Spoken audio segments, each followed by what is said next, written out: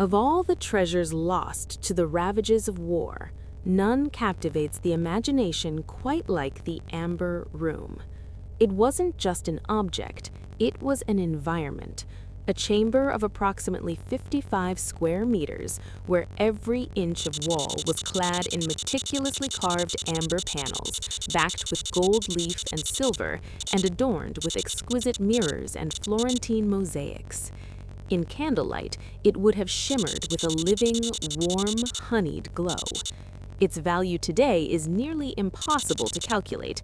Estimates range well into the hundreds of millions of dollars. But its story is one of staggering artistry, blatant theft, and a disappearance so complete it has become history's most elegant ghost story.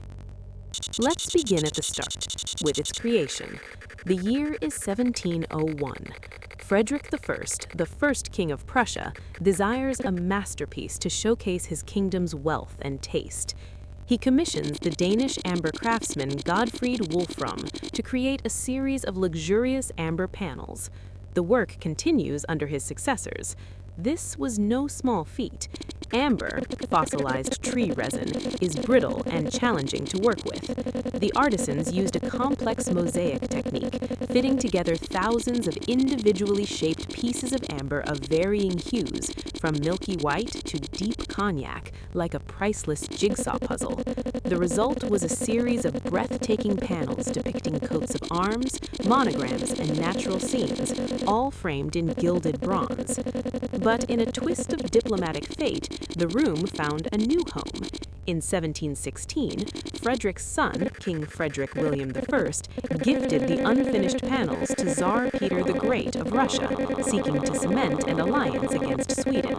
It was the ultimate royal gift. The panels were shipped to St. Petersburg, where they were initially installed in a winter palace.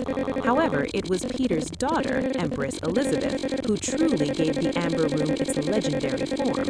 In 1755, she ordered the brilliant Italian architect Bartolomeo Rastrelli to reassemble and expand it in the Catherine Palace at Tsarskoye Selo, the imperial summer residence.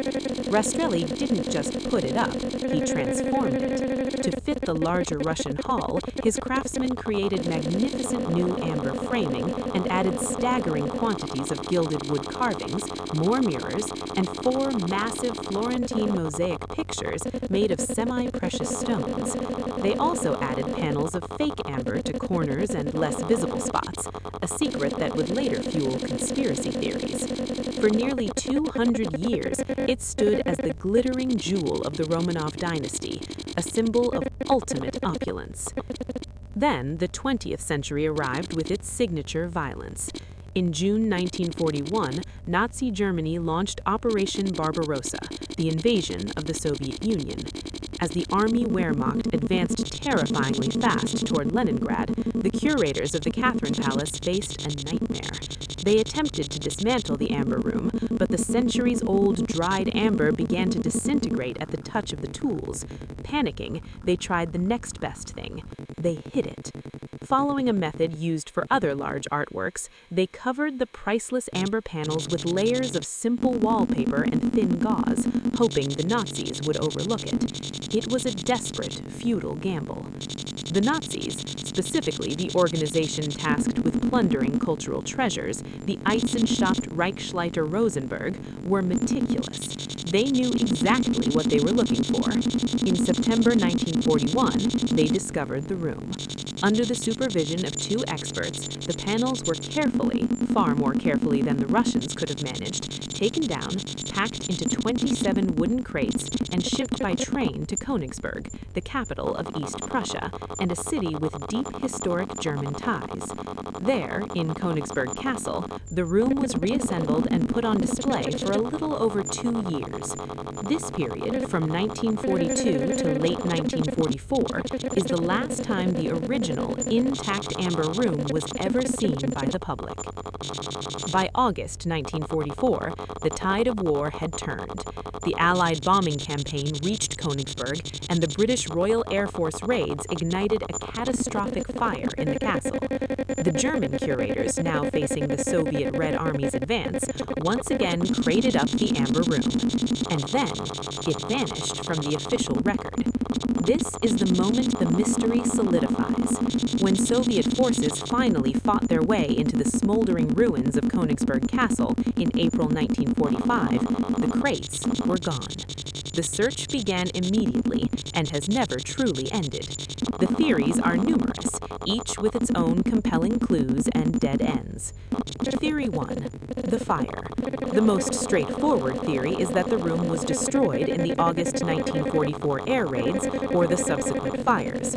Some witnesses reported smelling the distinct, pleasant scent of burning amber, which resembles pine incense.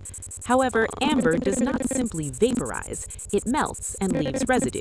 No significant finds of fused amber or gilded bronze were ever recovered from the castle cellar, where it was allegedly stored.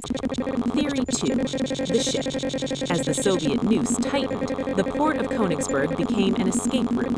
The German steamer Karlsruhe left the port in a great hurry in April 1945, overloaded with cargo and refugees. It was torpedoed by a Soviet submarine off the Polish coast. Its wreck, discovered in 2020, showed holds that could contain crates, and sonar images revealed sealed compartments. It remains a prime candidate, though diving expeditions have yet to provide conclusive proof. Theory 3. The tunnel. Königsberg was a city laced with underground passages, secret Nazi bunker systems, and nearby salt mines. The most persistent legend is that the crates were hidden in a subterranean complex beneath or near the castle. Over the decades, searches have been launched based on cryptic letters, deathbed confessions, and old diagrams, often fueled by the occasional discovery of other looted art. In 1997, one of the 4 original Florentine mosaics from the room, a panel depicting touch and smell, mysteriously reappeared in Germany.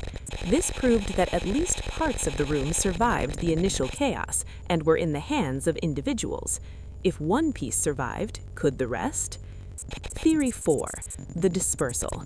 This is the least glamorous but perhaps most realistic possibility. In the final anarchic days of the war, the crates may have been broken open and their contents looted by soldiers and civilians. Small amber pieces could have been sold, bartered, or kept as souvenirs, scattered across Europe and lost to time. The recovered mosaic supports this theory for at least some components. Faced with the likely permanent loss, the Soviet government, and later Russia, embarked on an act of staggering artistic defiance. In 1979, they began a full reconstruction of the Amber Room in the Catherine Palace. It was a project of national pride and immense complexity. Master craftsmen had to relearn the lost 18th century techniques. It took 24 years, over $11 million, and 6 tons of raw amber. In 2003, the new Amber Room was inaugurated. It is breathtakingly beautiful, a monument to restoration, but it is also a permanent placeholder, a replica that underscores the absence of the original.